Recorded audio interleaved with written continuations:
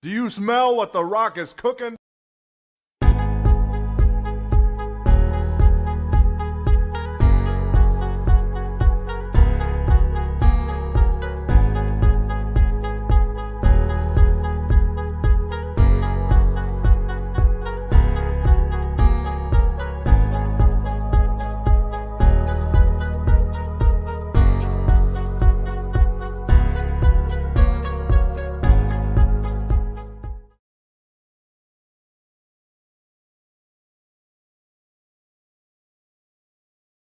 Listen, I'm easy to find.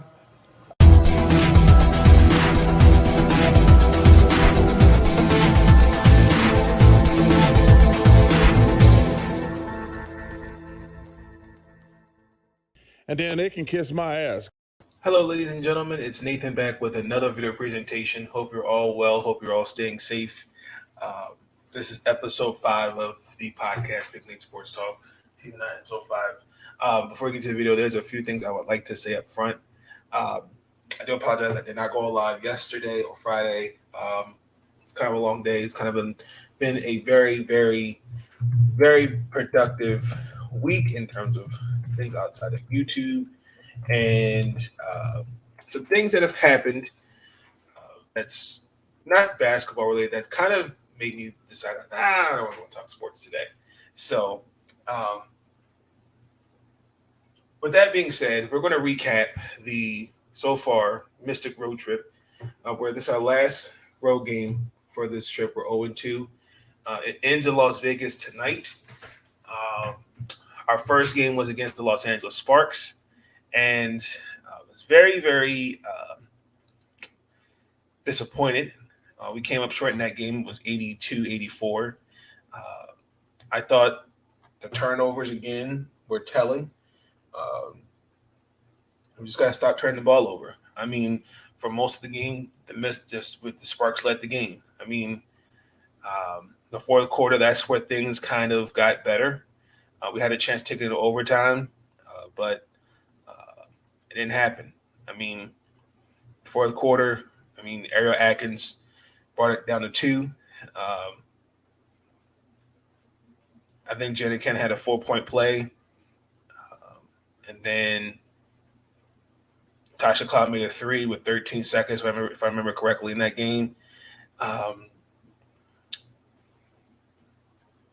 She got fouled. We're down 1.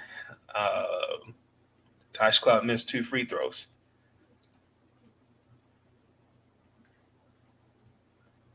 Just the third one, he said that they were supposed he missed them intentionally. That was it. Ariel Atkins had 22 points. Tasha Cloud, 3 and 3 from 3, 13 assists. Maisha Hans-Allen had a good game offensively. I just feel like it was a good game in the fourth. Just let it get away from us, honestly. We really should have won that game. I feel like it's a Sparks team. We gave them their Fred Williams his first win as an interim head coach. That's just kind of been the ugly for the Mystics. It's just the turnovers. And especially against a Spark team that really doesn't have a true identity, we should not have lost to them. Now, I'm going to play the post-conference of that game, and there were a couple questions I feel like it was just really for me, I will give myself a C- on these questions. The first question I asked Coach T, what did he see? Because he's seen this Sparks team before, practically.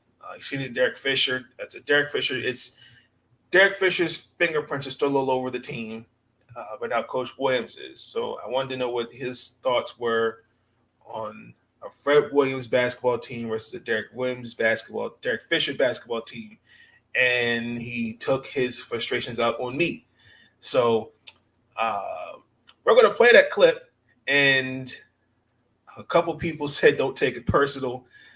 Most coaches are not going to judge and do those kind of things publicly. So I understood it. My question should have been phrased. Actually, let me see if I can find it Should I get? Let's see. I'll keep the person anonymous, but it gave me some good advice. He said, "Don't take it personal. These guys usually are going to critique another coach publicly. Better to get at that. How has the team changed under the direction of the new coach? Are they doing anything different under the new coach? That way they don't take it as a specific evaluation of other coaches." And that's something I could have phrased that question a lot better. So here is the post game after the Sparks. Tell me, what do you notice between? Okay, Nathan. Hey, Coach T, just a question for you, sir. Can you tell me what do you notice between a Coach Williams-led team versus a Coach Fisher-led team? I have no comment about other coaches. I have no reason to comment. I talk about my team. Okay. Second question is, what did you see how you see? I want you to peep he twitched. His eye twitched twice after I brought that about up. Other coaches, I have no reason to comment. I talk about my team. Okay.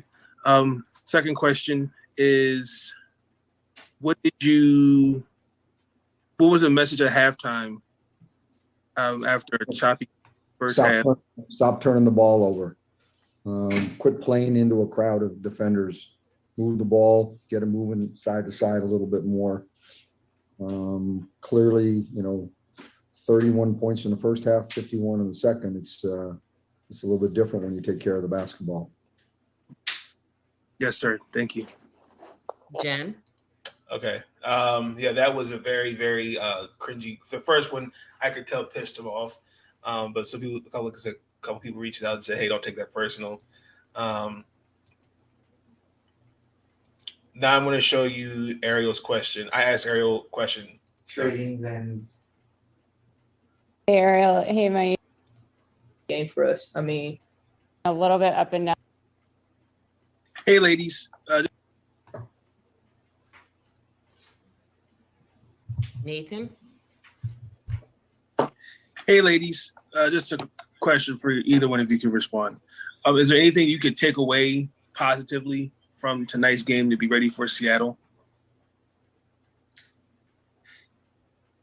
yeah. You know the answer. Well, once we focused, and it's a hard question to answer because it's stuff that we've been talking about for the entire season. But nonetheless, communication and moving the ball side to side and being intentional about what we're doing. We got to build on these things. We can't keep having these up and down moments. I mean, I understand basketball is a game of ebb and flows, but we got to learn from this stuff.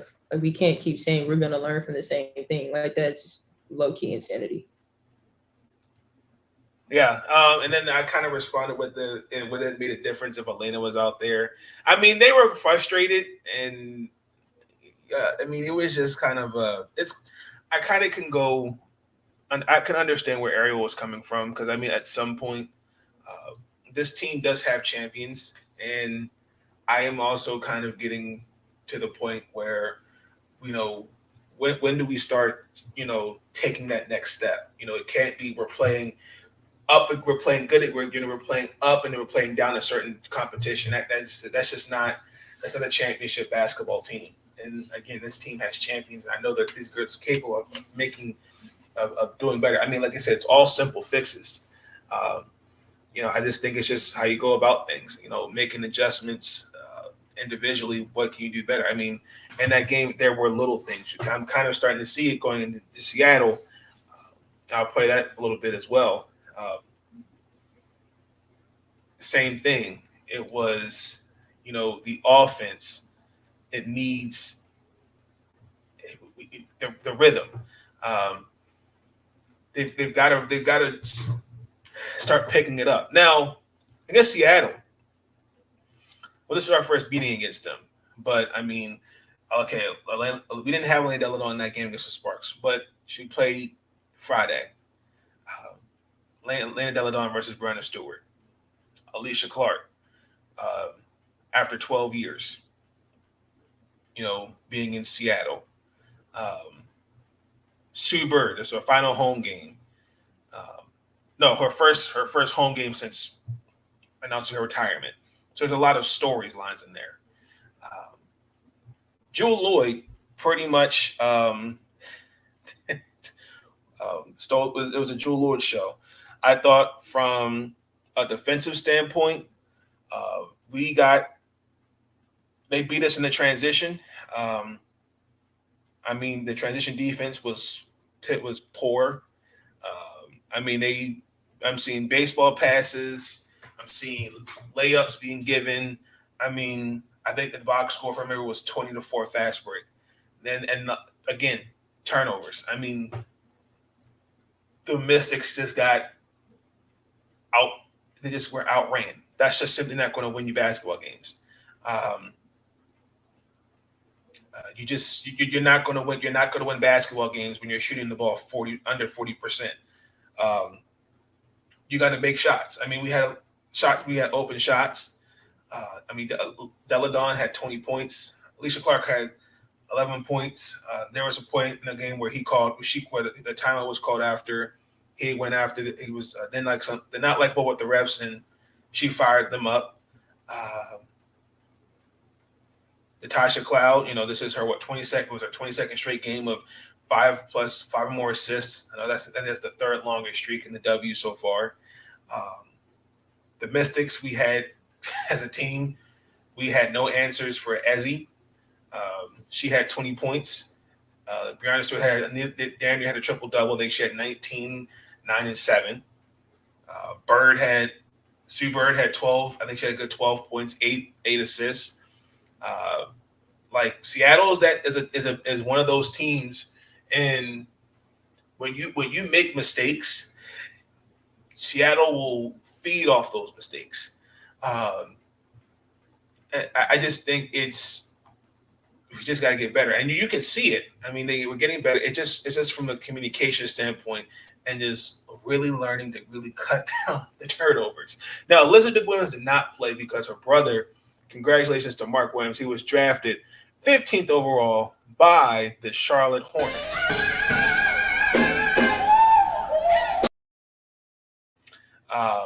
I thought it was really, and I saw some of this on social media. I thought it was really ignorant for people to be questioning why she did not play. She should have been there with the girls. First and foremost, this is a moment that she should be sharing with her family and particularly her brother. This is his moment. It's a family moment, and she should be there. I don't know why there's this notion of that family doesn't come first. Her brother witnessed her getting drafted.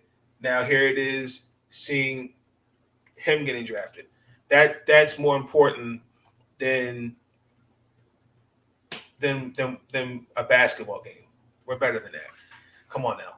Now, there was a question I asked in the pregame because I just wanted to just kind of get, just kind of know Coach T just a little bit. That's when he's as more than just a coach. What is Coach T the person? Because as a coach, I feel like there are things. I feel like the coach really is a sponge. There's got to be some downtime. So I just asked him a couple of questions. So let's just check this out while I share the clip.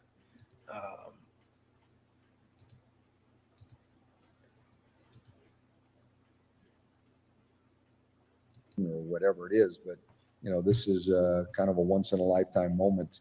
I know when he was younger, he was at her draft experience, and this is the vice versa. So. And last question to Nathan. Hey, Coach T, how are you? Good. Yes, sir. Question for you. When you're not preparing, looking at film before the game, what do you do in your spare time that's not basketball? I got a little smile at him out there. Once the season starts, it's pretty hard, but I try to have a routine on a day like today on game days. We meet as a staff in the morning, so it's all basketball until after shoot around. But once shoot around's over and I've kind of written up my game notes, I'll try to read or watch something. Today I watched the hearings and went for, about an hour walk to get away. My wife and I are movie people, and there's certain TV things that we binge watch, but try to get out and walk, do things like that, explore a little bit. Cities like this, I love walking. It's a great city to walk in. Won't be so much tomorrow in Vegas at 105 degrees. So Oh gosh. this was a day to do it. But when you're in season, I mean, you're pretty much really in. He said it was going to be 105 in Las Vegas today. Good Lord. Especially in a season like this where you're playing every other day, you don't really have a lot of downtime when you can just get away from it. It's actually interesting. We have, when the Commissioner's Cup week is there, we actually have 6 days where we don't play, and we're going to give our team a 3-day vacation. I think we'll all just want to get away from it and do something different. Go play golf for a day or do something. Normally in my younger life, in the NBA days, the summer was time for playing golf. I don't get to do much of that now. So. And you having a good career as well in the NBA, like draft day, like did you always find like it to be an exciting time or stressful time as a It's coach? both at the same time. You've done a lot of work. You're excited to see what the draft brings. We were excited when we had ours. I know the Wizards guys have been working on this forever. You sit there, and especially if you don't have the first couple picks where you control it, you're at the mercy of everybody else. So you're a little bit nervous, or if you're trying to pull off a trade. But it's the adrenaline rush. Just like games, the draft night's an adrenaline rush for a lot of people. Yes, the last one for me. For tonight, how important is it for the bench to be proactive in this game against a team like Seattle? Like I was saying earlier, I mean, that could be the difference in the game. Their bench is good. I think this is when everybody's healthy. These are two of the deeper teams. I mean, we're watching some teams right now like Vegas and Connecticut and a few others with injuries. Phoenix, the same boat that, they're playing a lot of their starters, big minutes. And, we've been able to kind of survive that. Seattle, after they got past their COVID stretch, has been able to do that. And so you hope over the course of the season that saves some wear and tear on your team. But nights like this, that could be a difference in the game. Appreciate you. Good luck tonight. All right, thanks. Thanks, Coach. And looking at the box score, we really did not get a lot of productivity. Kennedy Burke only played 1 minute and 7 seconds. Rory was the only one that was positive in the plus or negative plus or minus differential. Skip. Good Lord, thank the good Lord I am on FCC airwaves. I thank the good Lord. It's hard to take, man. That's just, I mean, open shots, got to take him. At the lineup, our starting 5 was Natasha, Ariels, Shakira, Elaine, Alicia Clark. I mean, Elena Deladon had, like I said, led with 20 points. Behind her was Alicia Clark and Ariel Atkins.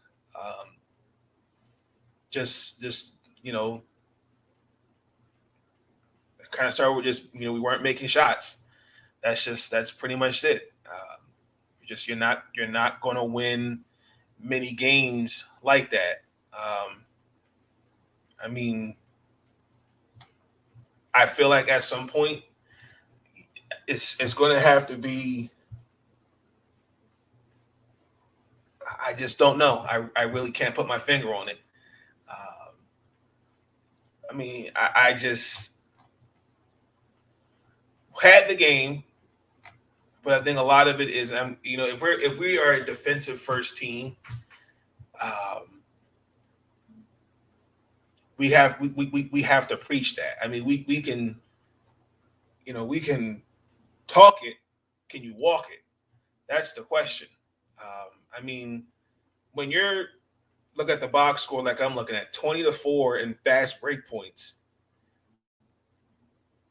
Points in the paint was tied with 28 points. I mean, and then as a cohesive unit, once again, we turned the ball over 12 times compared to their 7, and we're not making shots. I mean, just 30% from three. I mean, under 40% from the field and three combined. You're not going to win. You're just not going to win basketball games. I mean, the fact that, I mean, you get 4 or 5 players from Seattle in double figures. I mean, Ezzy had 20 points. Can't have that. Sue Bird had 12 points. Jewel Lloyd had 22. Breonna Stewart had 19 points. I mean, 4 of their 5 were in double figures compared to we just had 3. So it was just more. It was another not a good shooting night, and more again defensive miscues. And this was one of my questions to Coach T in the postgame in Seattle. And I just want to make this clear: I was this close to asking Alicia Clark and Elena Deladon a question, and my dream was ruined painfully. But I just want to play the post game for us, and I'm going to preview against the Aces.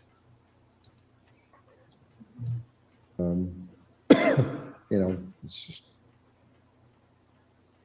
it's one of those. Thanks, Coach. Yep. Nathan? Hey, Coach. I just wanted to follow up on that question. Is there any positive takeaways you've seen from when we played the Sparks, well, the Mystics played the Sparks, and tonight going into Las Vegas? Yeah, I mean, I think we're getting a little bit better flow to our offense. I thought the ball moved better tonight. I thought, we made some good decisions in swinging the ball against the help. But you can't have, a 37% shooting night. I mean, you get open shots and against a good team, you got to make those shots if you want to win. It's that simple. I mean, I say this once or twice every year. The game was invented to put the ball through the basket, and we all complicated by all these theories and thoughts about what happened, what didn't happen. You have an open shot. If you make it, you're a hero, and if you don't, you're not. And then what?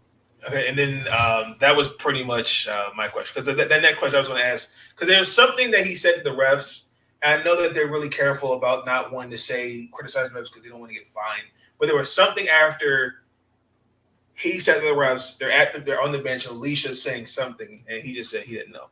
So it's all good. Yeah, I mean, there are some things I've seen that we are getting better at. The ball movement did look a little better, but we just got to make shots. That's just plain and simple.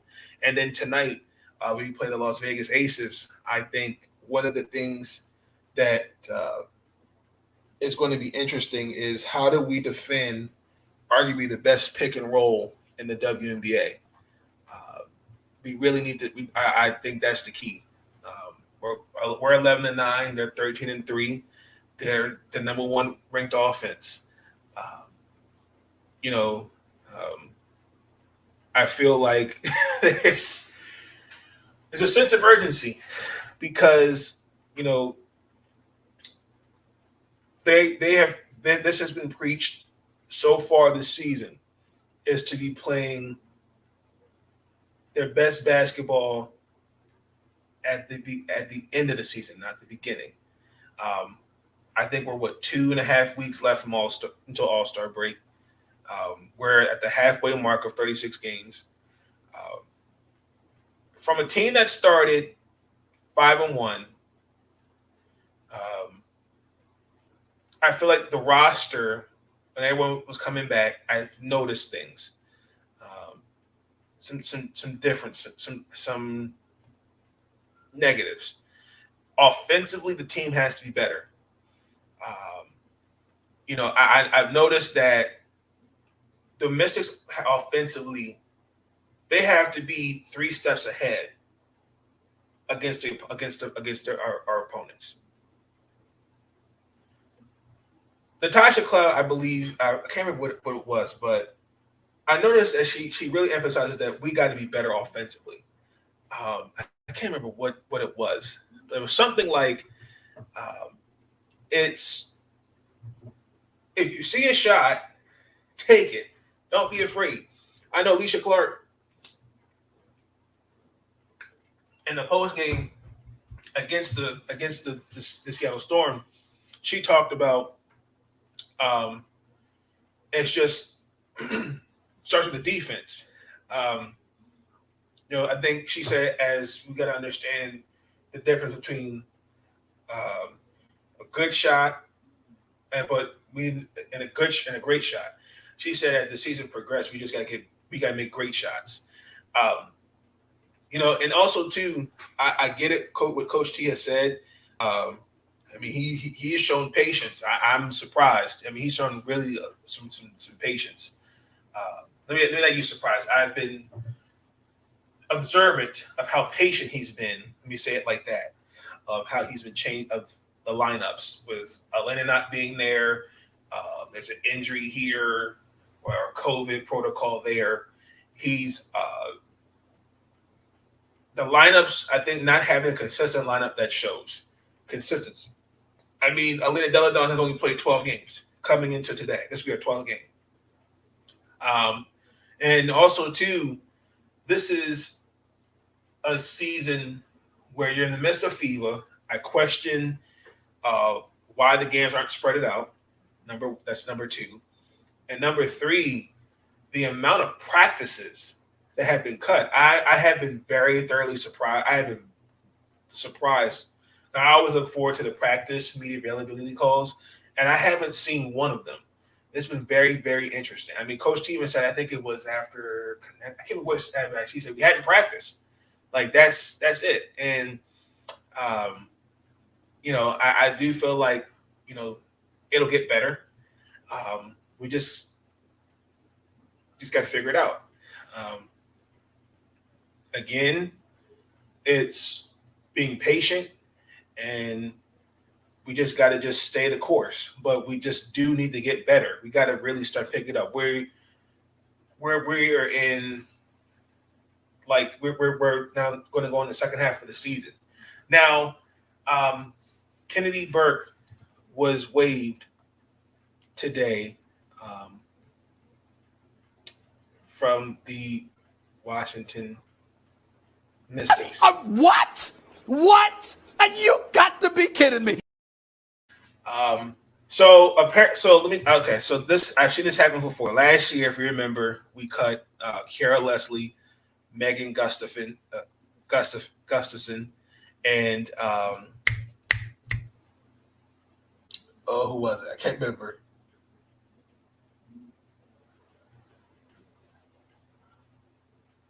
Stella Johnson, that's who it was.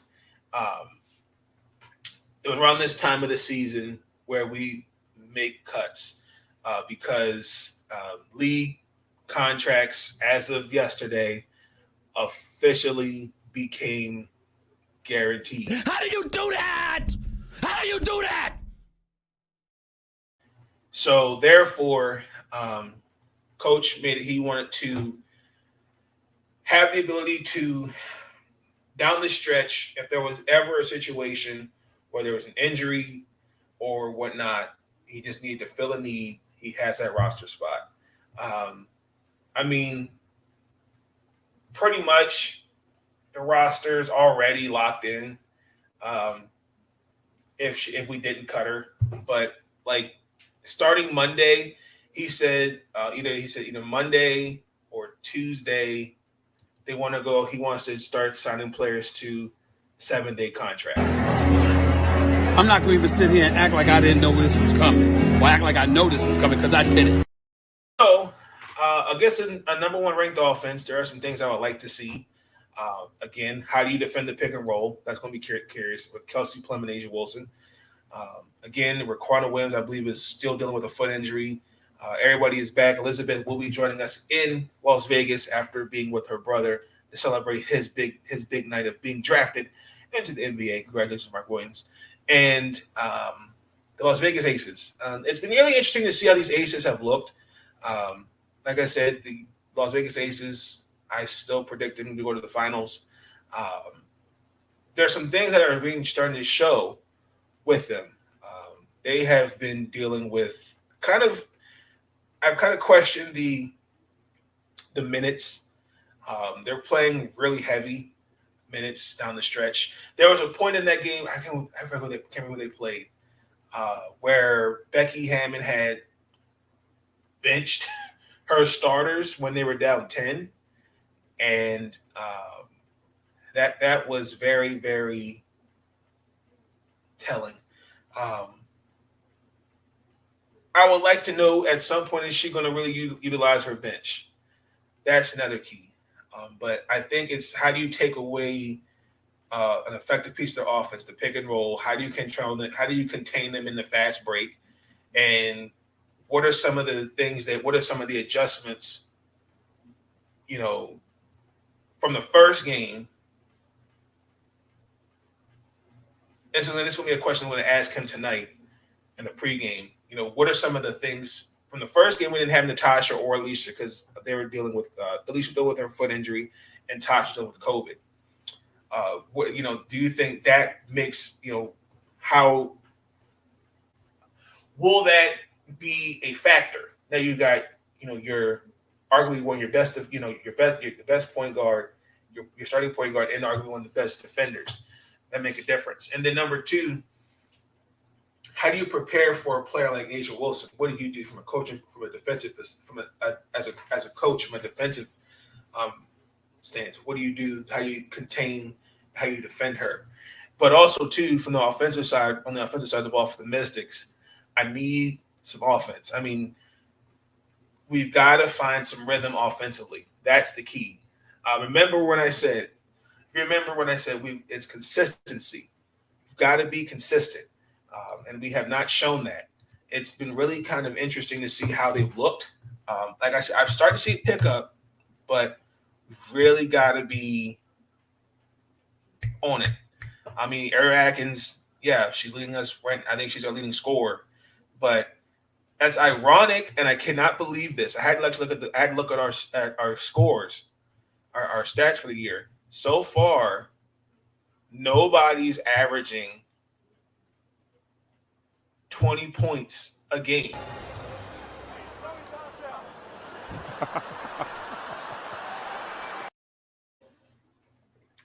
I couldn't believe that. I really can't. But with the Mystics, it's just offensive. It starts from the defensive side of the ball. I think that will be the key. Starts with our defense and take it from there. Now, it's interesting that Washington is surrendering 75 points per game right now, and we're averaging 78, where that's 10th best in the league. Las Vegas, again, is the number one ranked offense, and their defense, they're surrendering 83 points per game. Again, like, how do you like I said, slow the ball down, take care of the basketball. These are the things that Washington has to do. And also, too, these are two totally different offenses. So it's going to be interesting to see how we look against an Ace team that's just is a run and gun team. I actually not. That's nothing. When you look at us as a team,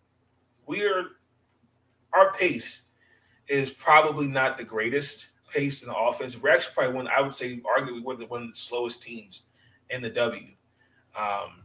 And I would like to see a better pace of offense, especially with a game like this. I'm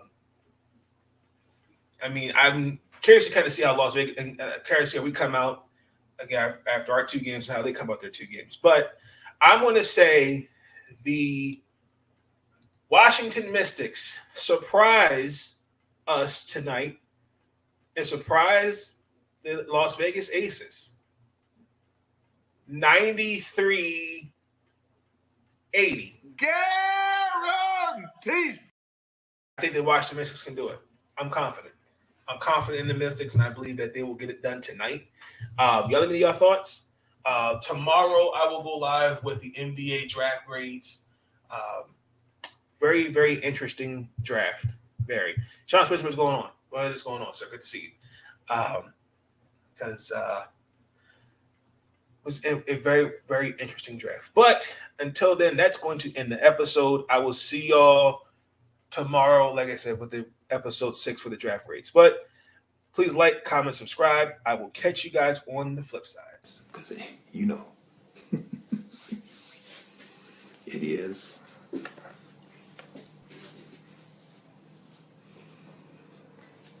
what it is. It's so great to be great.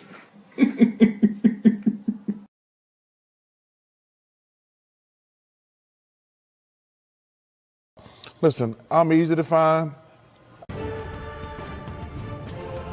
These videos are tremendous. Like, comment, and subscribe, and hammer that notification bell. And listen, they can kiss my ass if they don't like it.